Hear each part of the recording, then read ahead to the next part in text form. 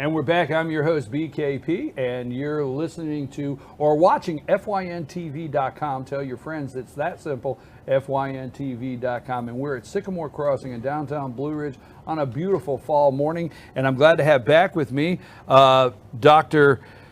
Whaley. And this segment brought to you by the Georgia Cancer Specialist. And glad to have you back. I know you've been traveling, sir. And when you've been traveling, I kind of like to just say go and get out of the way. But you did bring up during the break that you wanted to talk about the evacuation off the coastal areas, not just Florida. We don't want to forget Georgia and South Carolina and some of the things about first responders and stuff like that. You always give me a great introduction. First, thanks to Cammie for being here. Thank you for taking the time last week to give Jack Roof a good viewing for the public. He's important. The local primary care docs are good. Y'all did a great job with that. Starting out about the storm and evacuation, I was in a hurricane in 1963. And you have hit on something that is a philosophy of a lot of people, that I can ride this out. I don't need to leave. You'll see a lot of people a lot of times that say, I'm not going. That concept, my father used to always say, boy, the whole world is not out of step but you. So I'm going to flip to that and say that yes, those people should follow instructions and leave. And yes, they might leave and the hurricane might skirt them. But that's like the seat belt. You drive your car for thousands and hundreds of thousands of miles, and you only need that seat belt one time. And that's the time you have the wreck. People don't drive with a seatbelt. They don't get their flu shot. I haven't had the flu in 10 years. Yesterday, this really was interesting because it ties into what we've done before. Yesterday, the biggest thing in medical news was a worldwide conference where they have predicted that the maximum lifespan that a human being will be able to reach is 115 years. Now, the maximum life of a human being that we know about so far, taking the Bible out of it, is 122 years for a French woman. Well, that got me to thinking, what is it that has made people live longer? Social Security was signed. You and I did this one time. We were talking about people wanting something for nothing. Social Security was signed in 1935. Right. In 1935, the average life expectancy of an American was 60.9 years. As I recall, it was 57 for men, 62 for women. Well, if you don't get Social Security till 65, it's not going to be a big number. Today, the average life expectancy, if you're in 2012, if you were alive in 2012, your average life expectancy was 78.2 years. That's 13 years of Social Security, or 15 if you take the other. For women, it was 81 years, and for men, it was 76 years. What happened in that period of time to raise the life expectancy that much? It never risen that much in all of recorded history. Flu shots, Lipitor, seat belts. So then I started looking yesterday, what are the biggest causes of death after infant mortality? In the top 10, guess what number 6 is? I don't know. Influenza. Interesting. Now, heart disease and stroke. I'm not shocked by that, but I didn't right. think that. That's in the top 10 now. But when you ask that question, that's not what comes to people's mind. It does not. Heart disease and strokes. Okay, that's the blood pressure. We tell people to get their blood pressure checked. Take your Lipitor. Heart disease and strokes. Cancer. Don't smoke. You and I both smoke an occasional cigar. Hey, you go on your own there. I do, okay. My guests do not know that. Oh. Yeah, really. and I enjoy a single malt scotch, and you don't. So okay, anyway, there we go. Those are things that oncologists shouldn't be doing, but he does. Okay, so cancer, heart disease, and stroke. Then you've got accidental deaths and all that sort of stuff. But number 6 is influenza. Amazed me. I was just absolutely shocked at that. And so when people say, I don't get my child immunized in school because I think it'll give him autism or whatever, it's totally totally proven that's not true. And the only reason that you're able to get by in our society with unimmunized kids is that everybody around them is immunized. So that there's not an epidemic of measles that this poor kid would get and die because everybody else already had one. So back to the evacuation. I really think that people need to say, this thing that says I don't need to do what the experts are recommending that I do to protect myself and my family from injury or from disease or whatever, is really follow the instructions. Don't be a outlier. Well, that storm could turn in at any time, and it could go away. And it could go away at any time. And actually, I hate to say wrong, but we're okay if not wrong, but we're okay if they, if we, as they say, dodge the bullet. That's great. That's great, but it doesn't mean you're not prepared. And with those coastlines, we've got a hockey team in North Carolina named the Hurricanes because you go all the way back. Remember when Wilmington, they got devastated? Yeah. I forget Haley, I think, or something like that. But a hurricane there. We've got South Carolina has been the shoreline of Georgia. That hurricane came all the way up here, and obviously several years in Florida and New Orleans. Well, 1963, she was named Cleo, and I was on Edisto Island when Cleo hit Edisto Island. It ain't fun. So I just tell you. And let's also remember, and it's something I want to apologize out there because I did not. I hate to say overlook this morning, but there's been hundreds of deaths in Haiti. It did directly hit Haiti. Yeah, over 100. Yes. So it did devastate the island of Haiti, and I know it did severe damage in Cuba and also pretty rough damage in the Bahamas. So.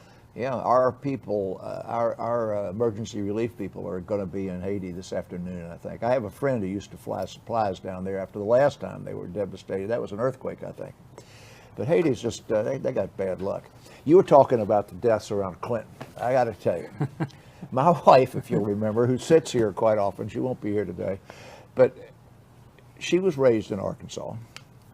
Her family were close to the Clintons, and they have a roster of people that were mysteriously died or had tragic deaths, run over by trains or shot by drive-by people while Clintons were in the State House, in the governor's office, and running for president, long before it became policy decisions that were putting people in harm's way.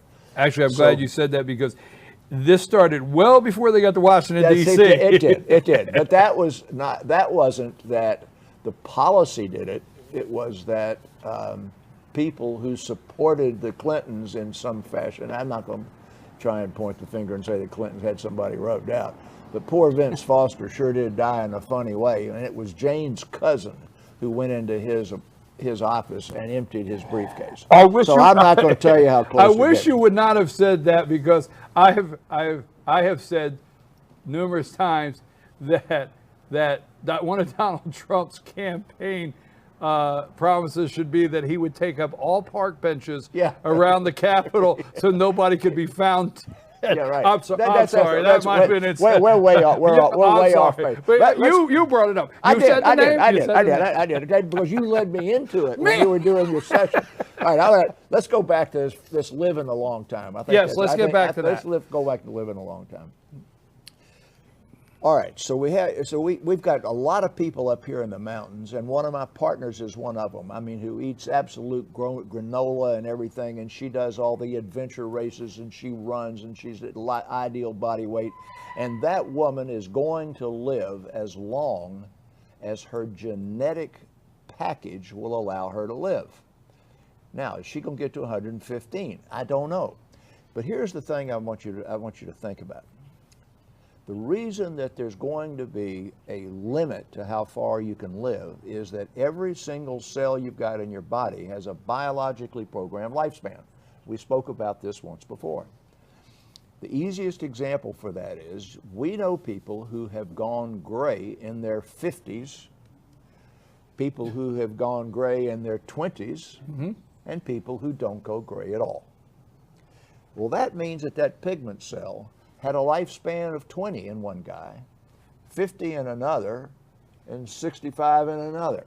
And no amount of vitamins, no amount of kale, no amount of jogging would have changed the lifespan of that pigment cell. They were going to go gray at that age. Now, that's going to happen to the muscles in your thigh. That's going to happen to the muscles in your heart. That's going to happen to the nerves in your hands. That's going to happen to the nerves and to the cells in your brain. So, since it's got a programmed lifespan, you can get the absolute maximum out of that by taking care of your blood pressure, taking care of your cholesterol, doing all the rest. But nothing is going to make that, what we call that apoptosis. Write that down in case somebody wants to call in. Apoptosis, A-P-O-P-T-O-S-I-S, Google it. That means the biological lifespan. So all the amount of stuff that we talk about for getting you in good health isn't going to change that. So when I am advocating, and Cammie's advocating, doing this stuff, it's like, I loved your introduction, it's like getting off that coast for the storm. It's like wearing your seatbelt. It's like taking your flu shot. It's trying to maximize the safety and the health and the happiness that you're going to have. Now I'll throw it back to you. Some of the things that after the storm. So let me just ask you, and I know you probably could just answer this unprepared. I'll say it that way. But after storms like this, some of the things of points, because you know yourself, we have a lot of friends up here from Florida or there, or they have family. Some of health concerns after a storm. I saw 6 yesterday from But you see Florida. what I'm saying? Yeah. But after a storm, there are health concerns of your water, contamination, what you can and can't do. Let's talk about Zika virus first. Okay. All right. So that storm is going to put all that work they've done to get the water out of the tires and get the water off the stuff for those mosquitoes. It's going to increase the infrastructure for mosquitoes to live. Now, you got runoff everywhere. You've got fertilizer over here. It's going to be in your water. You're going to have sewage backups. I tell people never. This is the biggest marketing ploy in the world. The stuff doesn't have any fluoride in it. Costs more than gasoline or beer. This is the time you want it. After a storm, during a storm, because your cryptococcal and stuff that can get into your metropolitan water supply, all of that stuff is of great concern. We're not going to have any epidemics in the United States, but you will have one. You'll have them in Haiti. You'll have people that are going to get cholera, and they're going to get diarrhea, and they're going to get dehydrated, and those will be an increase in infant death because of infectious diarrhea. We have yesterday. I'm on the staff of all of the WellStar hospitals. At about 9:30 in the morning, we got a blast email that said we are accepting transfers from coastal Georgia and coastal Georgia and Florida in anticipation of the storm. If you have patients in our hospitals that can be safely discharged, please do so. We need to discharge 7% of the patients or whatever it was. And by noon yesterday, they were taking patients from coastal hospitals to Atlanta hospitals and admitting them. In evacuations, yes. In evacuation, okay. That's understandable. Now, all right, okay. so what I'm saying is... Those are things that actually I don't think about, and I'm so glad you're bringing that up, because we talk about evacuations. We tend to, I tend to think of the person that can get in a car and get a gas and drive, but I forget about all the people in nursing homes and all the people in hospitals that need to be evacuated. It's huge. I see what you're saying. Okay, it's huge. But anyway, so what I'm saying is we're not going to have the epidemics that they're going to have in Cuba. Cuba will be better, though, because Cuba's got a good medical care. Haiti's going to have them because they're going to have trash in their water. They're going to have infectious diarrhea. Hopefully we've gotten the sick people out of there. We're not going to go back in there till the local health departments run water out of every tap everywhere, tested it like they do around here once a year, make sure that it hasn't got cholera or something in it. But the Zika virus, I just love talking about the Zika virus. The Zika virus mosquito will have an uptick. Yesterday, one more thing about Zika virus. They found the mosquito that transmits the Zika virus in Ontario, Canada.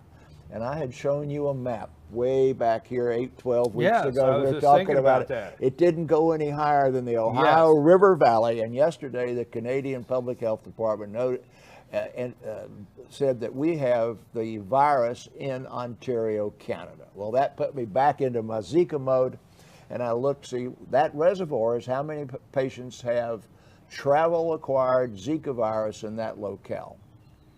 Now, Georgia has 106 cases of travel-associated Zika virus.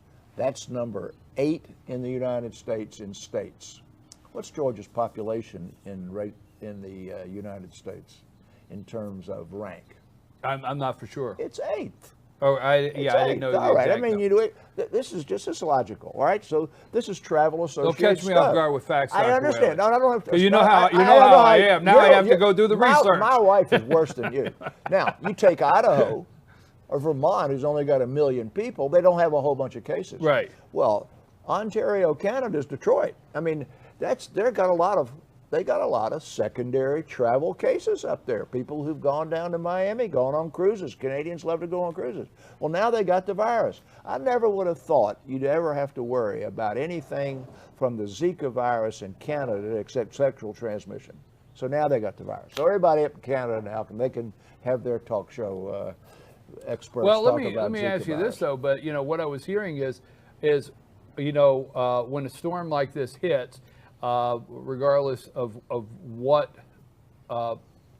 it immediately is going to make a new breeding areas, and it's immediately going to cause areas around that coastline of Florida to be kind of, I mean, it's like we've talked before. I mean, you want to turn over every tire and get the water out. We've talked about the little things. You don't want these little water breeding areas that just sit.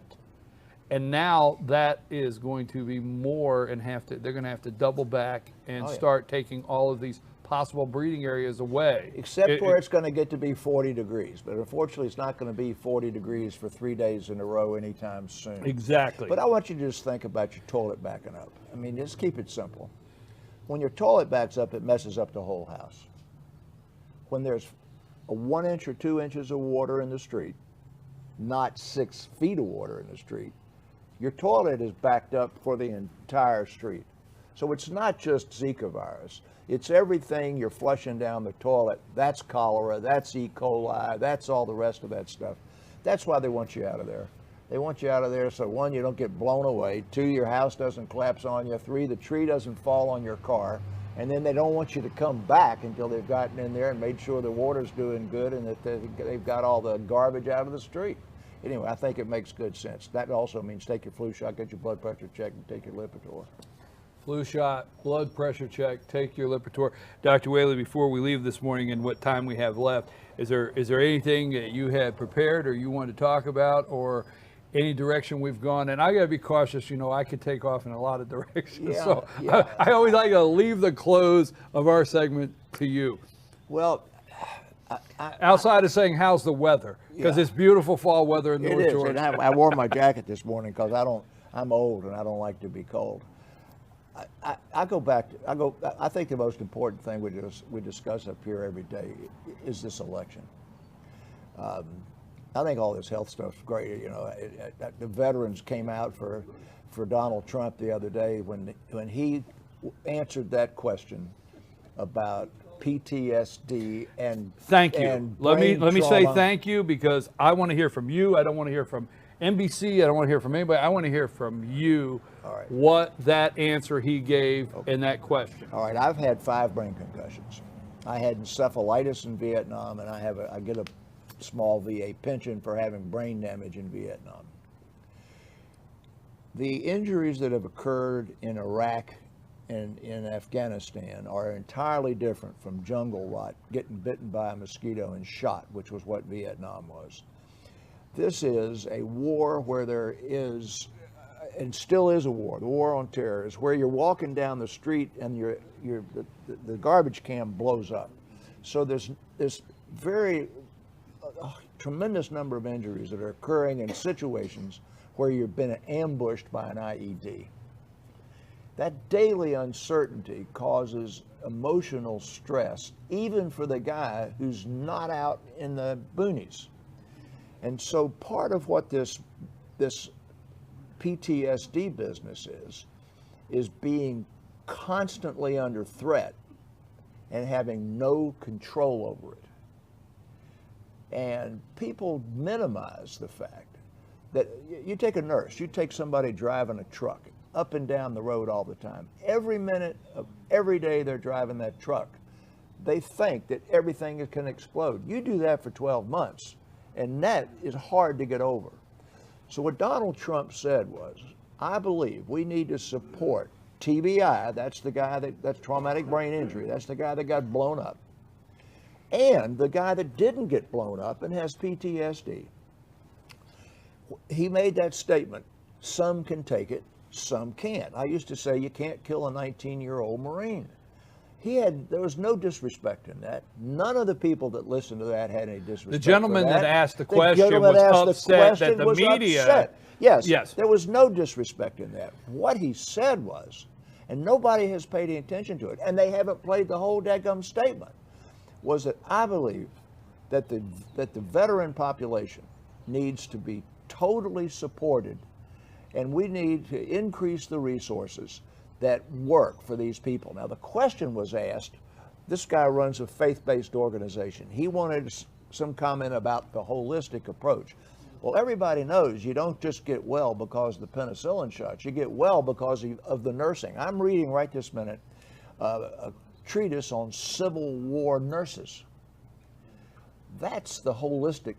They were reading to these guys. They were writing letters for them. They were way away from home. They weren't just treating the amputation. Right. And that's exactly what the question was that guy was asking. And I believe that's what Donald Trump was trying to say. We need to support the veterans in every aspect of their recovery. The GI Bill, the idea of how families break up because of the stress, more and more counseling for them. So I find nothing disrespectful. I believe that every veterans group has come out for what Donald Trump said. I haven't heard anybody except NBC, CNBC, and bleeding heart pinko commie liberals that have criticized it a bit. And Let me ask you a question. Yeah. I know our time is short. Well, time we're is up, fine. yeah, no, we're up on a break. Hard But break. I've got to ask this before we leave because we've got into this subject. I bump into a friend of mine yesterday, a veteran, always wearing his Vietnam hat, older gentleman, dear friend, was in Vietnam. Now, he says to me, we start talking, and he says, this card, choice card, what's it called? yeah, it's called choice. Is it called choice? Yeah. This is his words. His words. We were talking about the same thing, and he said, you know, they give you this choice card. His words are, quote, it's a joke. That was his words. Do you know he why said, it's a joke? find somebody that will take this card. Okay, you know why that's a joke? Now, that was his words. Well, so his words are right. His words are right. I take choice. I've always treated patients without regard to ability to pay. I'll treat anybody that wants my help, whether they can pay or not pay. And I take choice, and I got my group to take choice because of my respect and concern for veterans. We're the only group taking Medicaid. But he is correct. In most local communities, family practice or anything else, they don't pay in choice as well as they pay in Medicare and Medicaid, and some poor family doc, unless he's got the real bent to care for them, probably can't afford to do it. Yeah, well, that's what he said. He said, you know, he's had several things. He's a diabetic, and we talked about general care versus specialized care. And I talked to him, and I said, you know, you and I had a discussion. Obviously, we have specialized care that needs to be done for our veterans and a Veterans Administration for amputees, things like this, burn units. Well, diabetes, that's a great one because that's older vets. They get diabetic. But that's something we all get. Right. And he could actually go not to specialized care. Right. He could go outside somewhere, the system. But now nobody will take the choice. If somebody would take the card, right. That's exactly right. I could go on and on. I thank you very much. And Donald Trump, can't fix it with the stroke of a pen. He can't. But That's right. I believe that his approach and his attitude is to find somebody that's been in business, insurance, whatever it is, and find a way to get the Cammie Ledfords of the world. They can treat that diabetes. Exactly. And create, and she's better at it than I am because she does more of it. And create the infrastructure that allows those veterans and the poor and the infirm, and I mean everybody that needs to be supported that today can't find a provider, and let Cammie Ledford and her crowd take care of them, and then refer them when they need specialty care down somewhere else. That's what I think. Maybe a nice spot and a segue into Dr. Ben Carson. Maybe Yeah. there Well, you go. Johnny Isaacson's a real good friend of mine, and he's head of the Veterans Committee in the Senate. I told him one time, I said, I'd be the best daggum Surgeon General or head of the VA medical you ever had, but Jane's not moving to Washington. I'd love that job for about 2 years. Welcome I'd like back. to have the authority for 2 years to do what the heck I wanted. I'll do it for $1 a year. A buck I'll a tell you. year, 2 years authority. Donald Trump, for $1 a year, you can have me go up there and help run the VA. There you go. Dr. Whaley's on his way. Welcome back. Glad to have you you. back. This segment's been brought to you by the Georgia Cancer Specialist, and we're always glad to have Dr. Whaley with us from 8:15 to 8:45. We're going to take a brief break, and then it's time for our all-star panel. We see who we have show up this morning. We might talk a little politics. So I am your host, BKP. We'll be back after these brief messages. Take us to break.